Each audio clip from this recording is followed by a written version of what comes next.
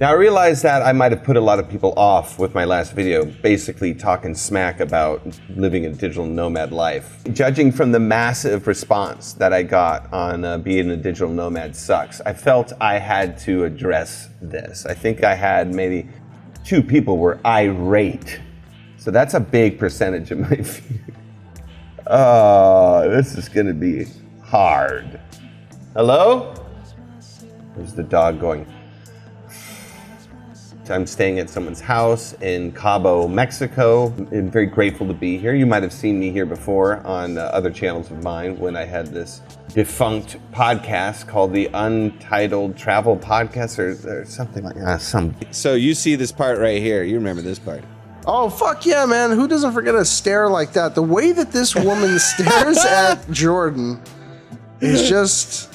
It's like, damn, she wanted to fucking hit you. Oh, dude, that was like her shtick. Some bullshit project I had that is no longer functioning.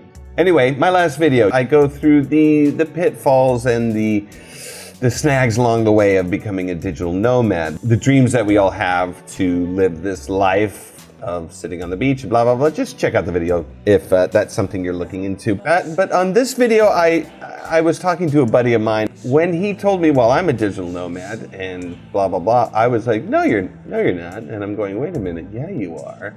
Yeah, he's a little more sedentary. He's a little more dug in. He's a little more settled. That doesn't mean he's not a digital nomad. He's found a place to live and he's dug himself in. He's not doing the entrepreneurial, I own a business or I drop shipping website stuff. He's married. He's got a good job that requires his creativity and it requires him to work and he does it every day and he does a great job. So there's all kinds of different digital nomads. The funny thing about the whole thing is, as much smack as I talked, I don't think I would have done it any other way. And I worked really hard to choose this path, to kind of get out of the American mindset. I want to tell you how I got out of that American mindset, just touch on it a little bit. But before, I just kind of want to play this voice message that my friend James sent me that kind of made me start thinking, oh, wait a minute, okay, hold on, I've been a little unfair. But it was a very, very honest testament of your situation. So he's talking about the last video and I say, oh, what'd you think of my video? Of course I want everyone to just ogle over my released things.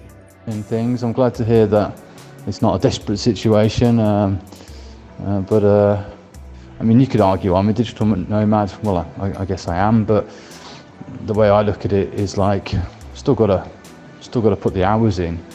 But I think honestly that was all I was really trying to say. I'm gonna jump on the pluses of it, but yeah, that's basically the pitfall. Is you're not just gonna coast. I'm lucky now I can pay cheaper rent than I would in Europe. That's a point. And I've got nicer weather and I'm closer to sort of nicer things. So if I want to take a holiday somewhere nice, then I don't have to travel 50 fucking million miles to get there. So, but really, I mean, honestly, he's my friend, but I wish he would lighten up on the swearing. I'm just saying we're all trying to better our lives. Maybe he could, but it's fine. It's fine. I've still got to do my day job as best I can, and of course there's an element of I can make progress a lot quicker. I can actually save money here, where that was nigh on impossible in the UK. So that's my take on it. Sorry, I forgot to mention he's from the UK. Sorry. I can get that, like plenty of people get pretty lazy with it, but I mean I came here with very little to Indonesia originally. I think came here with like a couple of grand, that's all, and a part-time job. So that means a grand is 1,000, probably pounds. 1,000 pounds is like, I don't know, like 15,000 US dollars. I knew that I had to figure something out. That's not true at all, by the way. It's not true. You knew you had to figure something out. So that's that. What else? So, he moves on to our normal chummy things, but he's saying, he was in this situation when he moved. He had a couple $1,000 and he kind of said, oh shit, I've got to do something. He's married. He lives in Indonesia. He was living in Bali. He moved out of Bali because Bali got too heavy. But it's James from EQLS, the infamous EQLS. Those guys, they're rascals. Helped him out because they've got some good music on here, but you know, help them out a little bit. I'm not one to talk. I mean, look, come on. I know how they feel. Debut video. Although to be fair, I have an old channel that I tried putting this video out on that I have 2,000 subs and many people with their bells on. And I got just as many views, maybe 7. Let's take a look. I'm actually really curious. What do I call it? Being a digital nomad blows. 12 views. It's got 12 views. So I flipped okay. I mean, I don't know. I'm a little experiment. Anyway, for now, stick with this channel, whatever channel you're on. Check him out. He's amazing. In fact, I said, well, I'm probably going to put music on this video. I said that to him. James has put a lot of music on my videos. He does a lot of really unique stuff that I really like. He'll ask me what I want, or he'll see the videos I'm making, and then he'll make the damn music just willy-nilly and send it over.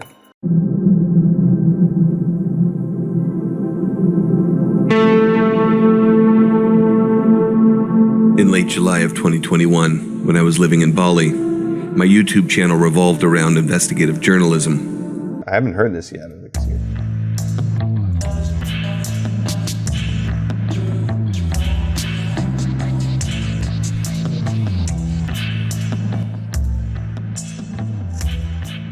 Not bad. Not bad. Oh, I'm feeling some Peter Gabriel in here. I'm feeling some... Oh man, this is going out. You've probably been hearing the music already because it's already in the goddamn video. I'm putting it in the video. Well done, James of EQLS. Second album's coming out. Watch for it. That's not from EQLS. I'll link that stuff as well. But okay, anyway, so, you know, he made a lot of good points of the actual good parts of being a digital nomad. I was working at Sony Pictures ImageWorks. I was working behind a desk, and I had been working as a producer and an editor before that time for many, many years. Freelance, really bouncing around, really catching gigs. You know, 3 jobs, man, finding the gig, doing the work for the gig, and then getting paid. I was a pain in the ass. So I jumped into LA, working from San Diego. And once you come from anywhere else into LA, you basically got to start over, unless you're some amazing Darren Aronofsky, you know, you just made pie in New York or something. So I'm sitting behind this desk, and it's most basically a technical job. And I'm surrounded by super smart people with computer science degrees, I mean, I didn't graduate college. I did win an Emmy though in college, so that's a big reason also why I quit, because I only cared about the videos. I was only making videos. Somehow I learned how to program and got the job. Surrounded by people who are so much better than me at this stuff. They're making programs, they're making scripts, meaning not movie scripts, it's scripts that are program-based for getting tasks done, because we're really like a visual effects house. So we needed a lot of computer work done. Sony Pictures ImageWorks. Where is this?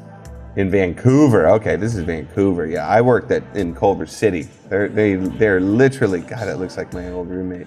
I don't think that's a real view of the city. First it was hell, then I went back and it was heaven. That is a spiritual story that I will tell later. That is when I became aware of the self and the reality and in the essence of reality. And when I went back to Sony, it was heaven. I loved it. I mean, it was fine. It was great. Before it really worked me over. I was working on Beowulf. You remember Beowulf, right? Yeah, we all remember Beowulf. Everyone watched it. I think I watched it once. Anyway, I'm nervous as hell. I'm going to work for this place. It's big company. It's not these small production houses who are making promotional videos and, you know, salsa commercials. Mama Yama One Papa's hard with her salsa, with its magical blend of spices. Today, with Mama Yama's 4-second salsa mix, you can make perfect salsa anytime. Richard Crawford of One Productions, Sally Crawford of One Productions. Fantastic, thank you. Mwah. Somehow I managed to learn Bash and TSH. I got interviewed by, I think, 15 people, and I nailed it because of my editing background. And here I am. And it's a bunch of disk space management. It's a bunch of queuing up processors in this giant room of computers just processing stuff. Yeah, there it is. There's my campus. Yeah, I mean, ImageWorks is part of Sony, and Sony is Columbia. I mean, this is the Columbia lot. But yeah, here's my little campus. I worked on the other side of this over there. It was neat. So I'm behind this desk. I don't know what I'm doing. Everyone around me is super smart, and everyone else is just like, and I'm just going, eh. And God bless my lead, my boss of sorts, Craig, basically saying, man, you're not going to learn shit for a long time. So just relax and just learn as much as you can, but just, you're not going to be doing much. You know, we're going to be needing you when things get really hot. Of course, the first thing he said to me when I walked into the production is, I said, so how's the movie doing? How we doing? And he says, we're fucked. Yeah, we're totally fucked. And that was my first experience after training, which is getting hit like, we're fucked. And you're walking into a landmine, a field of mines. Since we're all fucked, you're fucked too. Welcome to the show. I was taking everything much more personally, you know, like, not like, oh no, you're fucked, you're an idiot, but it's just like, we're fucked and you're fucked too. And yeah, welcome to the fray. Good luck. We're gonna help you so, but yeah, welcome. This is the business. And I just got really freaked out. So I'm sitting there like really nervous and really fucked up. Okay, but I'm here. I made it to Sony. I made it to Hollywood. I'm in. And I can move into producer. I can move into an artist position. My resume is gonna fill out. I can move to other places and, you know, certainly in VFX houses. And I said, okay, this is it though. And I'm just terrified. And I'm sitting behind a desk. And this is it. And you know, there's a lot of downtime. We had 10-hour work days. There's a lot of downtime during that because we were putting fires out. I didn't know how to program, so there's not much for me to do but learn and kind of watch people do stuff. And they gave me really simple tasks. And then there's a lot of downtime. So I started doing research, and I started typing in things like, how much vacation time do countries have compared to the USA? Right? How the US stacks up. France and Spain are tied for second, 36 days each, and that's work days. To my knowledge, the government requires 36 working days of vacation. South Korea, 31 days. Japan, I mean, back then it was a little less, but Japan was mandating 10 days, which is 2 weeks, so 10 working days plus the surrounding weekends. Now it looks like it's risen. UK requires 28 days. That's fantastic. I mean, that's like an actual month. I understood at the time that Norway required 2 months, like altogether 2 months. I was dating a Croatian woman, lovely woman in Croatia. I had not met her yet, but anyway, she was constantly going on vacation, and she worked at a hospital.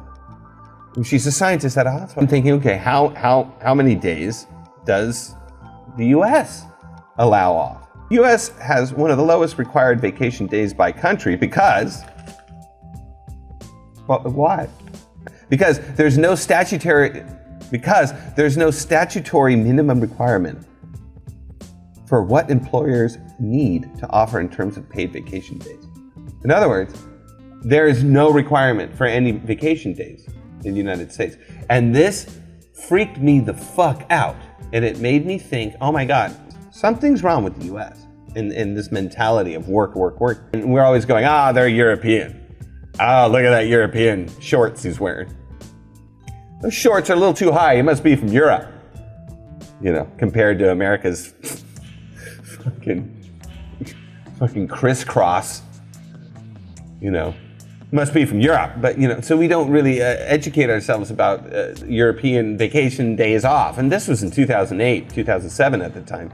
So, I mean, I had no idea. We had no idea. Another thing about it too was like, I realized I just have this obsession. Like I wanted to get some land and just live off the land. And I didn't want to have any tie-in, no payments, nothing. I didn't want to pay. I just wanted to pay for the land and then leave me alone. And I'll contribute the way I want, you know, that kind of thing. I was really obsessed with these things. And I realized there was just no way you could do that. There was no way you could buy land and be done. You had to pay taxes every year. You had to keep paying. And that just all just disturbed the hell out of me. The only place you didn't have to pay was like at some dock in Seattle or something, if you had a boat. Wow, I just felt really trapped. I found this out. I was like, whoa, wait a minute, hold on a second. Something's going on here. I'm just kind of looking at the desk and I'm looking at the position. I'm looking at these smart people who will fight for their jobs. And I'm going, this is it? Is this it? Is this it? Is this? am I done? This is it. And I just got super depressed. Sorry for the long-winded, story of saying, oh, I found out America has no vacation days. And it fucked me up. I really began to put the seed in my head aiming toward traveling, making money, and I didn't know how to do it, and my mind was completely shot of how to do it. And long story short, I did it. So I'll get into that in other videos, but I did it. And experiencing other cultures and seeing how people live, not only monetarily, but mentally, kind of their thinking financially in their mind, like what's important for them. Vacation, community, family, depending on each other, basically being communist. It's not just like, okay, work.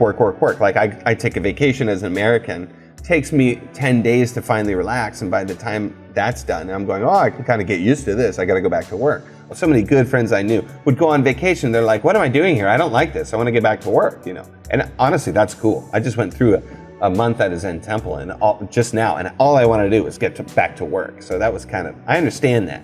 To see how the rest of the world works and to see how the minds and the kind of laid backness of other cultures are, that's important.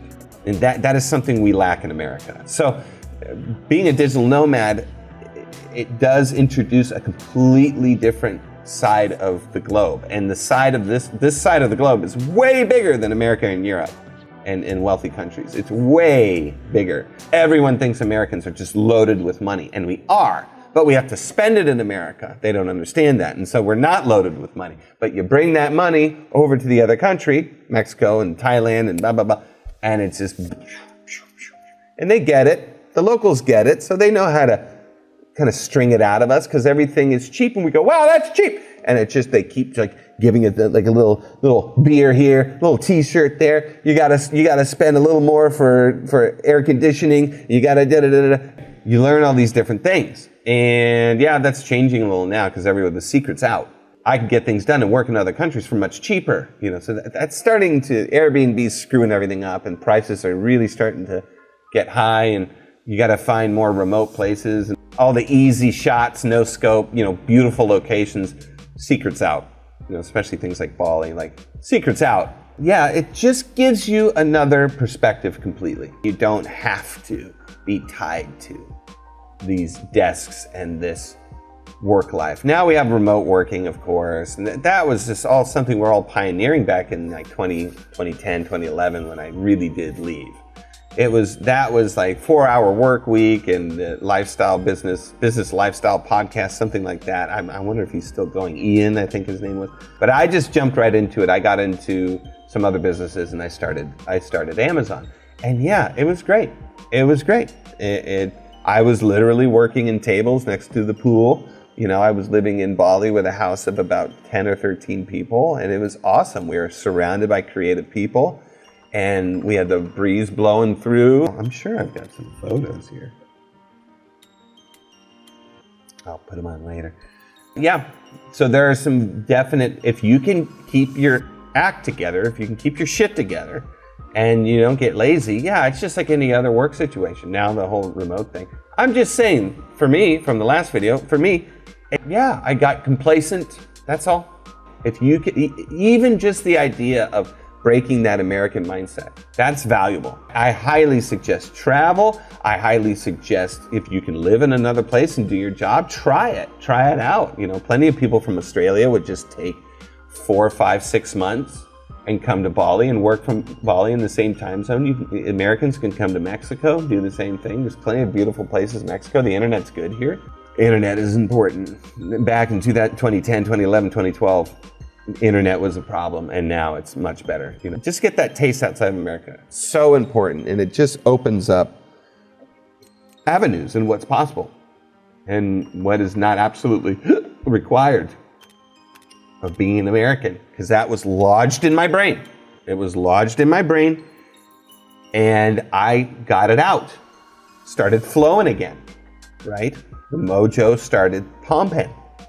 You get that monkey off your back, and then you see different possibilities. I'm sorry to say but you know what I mean.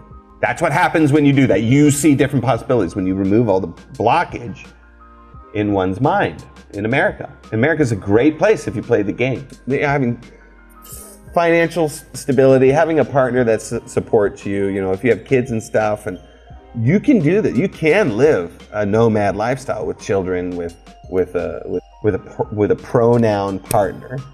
You can do it. And that's what I learned also by starting my own business and getting out of America. It's just like, dude, I can do these things. Like, and I did it. And everyone's going, wow. At first they're like, what are you doing? You know, and then they're like, wow. It became quite vogue, you know, to be a digital nomad. Man, you're really living the life, man. I'm like, do it. Then do it. So that's kind of why I'm here. I'm here to say do it. The point in the last video was, yeah, you got to do it. The point in this video is, yeah, you can do it, but you got to do it. And that's what James's point was as well of EQLS. Check him out.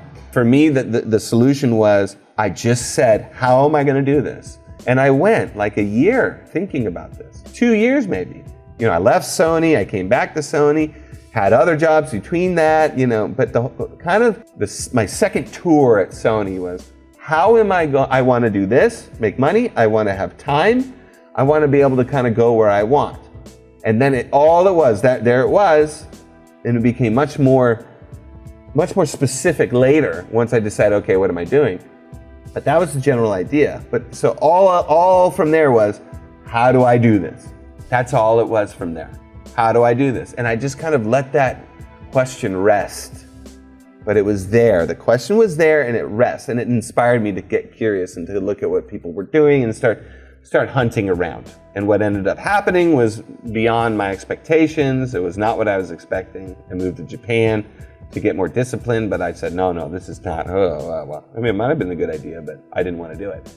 And I really just started following this flow inside of me. And that's another big part of this channel is finding finding that thing that goes beyond you that says, oh yeah.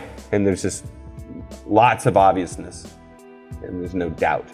So that's where I am right now. And I just want to tell you, go for it if you want it. Completely fine. You can edit. You can edit your programming on the beach. You can do it. And I was a little harsh with the guy who didn't have the laptop plugged in, that it was bullshit. I was a little harsh. I know there's like MacBook Airs, and I'm just used to editing. I'm used to having like a big laptop, so I always need to plug it in. So I was a little unfair. Sorry.